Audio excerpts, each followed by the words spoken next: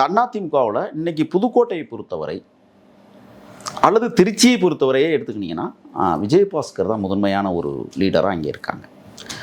திருச்சியை கூட தன் கண்ட்ரோலுக்குள்ள வச்சுக்குவார். என்ன காரணம்னு சொன்னால், அவருடைய தொகுதி திருச்சி நகரத்திலிருந்து ஒரு 3 கிலோமீட்டர் தொலைவில் இருக்கிற மாத்தூர் வர போகுது. அந்த மாத்தூர் தான் எல்லையே, புதுக்கோட்டை மாவட்டத்தினுடைய எல்லை, விராலிமலை தொகுதியினுடைய எல்லையும் அதுதான். அப்போ அங்கே நீங்கள் அவர் தொடர்ந்து வெற்றி பெறுவதற்கு பல காரணங்களை நம்ம சொல்ல முடியும். நீங்கள் 2011 நம்ம அதை ஒன்று சொன்னேன். 2016 பாருங்கள், 87,708 வாக்குகள் வாங்கியிருக்கிறார்.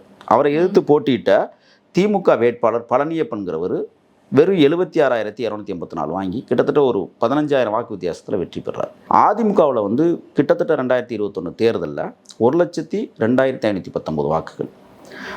திமுக சார்பில் போட்டியிட்ட பழனியப்பன் அவர்கள் 78,581 வாக்குகள் பெற்றிருக்கிறார். கிட்டத்தட்ட நெருக்கி 30,000 ஓட்டு வித்தியாசத்தில் ஒரு விஜயபாஸ்கர் வெற்றி பெற்றிருக்கிறார். நீங்கள் 2026 தான் மிக முக்கியமான தேர்தல். ஏன்னா இப்போ தமிழக வெற்றி கழகம் இங்கே வந்திருக்கு. ஏற்கனவே நாம் தமிழர் அங்கே 2 தேர்தலில் போட்டிட்டு 10,864 ஓட்டுகள் கடந்த தேர்தலில் 2021 வாங்கியிருக்காங்க. இப்போ அவங்க கடுமையான போட்டியை கொடுப்பாங்கன்னு பார்த்தா ரொம்ப சதவீதம் வாக்கு அவங்களுக்கு இலுப்பூர் தொகுதியை பொறுத்தவரை, விராலிமலை தொகுதியை பொறுத்தவரை குறைஞ்சி போச்சு.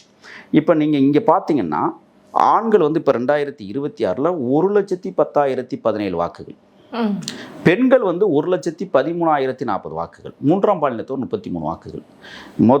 இது இப்போ பார்த்தீங்கன்னா எப்படி மாறி இருக்குன்னு சொன்னால், விஜயபாஸ்கர் 1,05,773 வாக்குகள் வாங்கியிருக்கிறார். தமிழக வெற்றி கழகத்தினுடைய வேட்பாளர் முருகேசன் அவர் 43,700 வாக்குகள். கிட்டத்தட்ட 60,000 வாக்குகள் வித்தியாசத்தில் விராலிமலை தொகுதியில் விஜயபாஸ்கர் வெற்றி பெறார். அதுக்கப்புறம் பார்த்தீங்கன்னா டிஃப்ரெண்ட்டாக சொல்கிறேன். நீங்கள் செல்லப்பாண்டியன் திமுக எவ்வளோ வாங்கியிருக்கிறாரு? 40,397 தான். ஓகே. அப்போ இத்தனை வாக்குகள் வித்தியாசத்தில் ஒரு தலைவர் தொடர்ந்து அந்த மண்ணில் 3 முறை வெற்றி பெற்றிருக்கிறார். புதுக்கோட்டையில் ஒரு முறை வெற்றி பெற்று இதுவரை தோல்வியை சந்திக்காத ஒரு தலைவராக விஜயபாஸ்கர் இன்னைக்கு அந்த மண்ணில் இருக்கிறார்.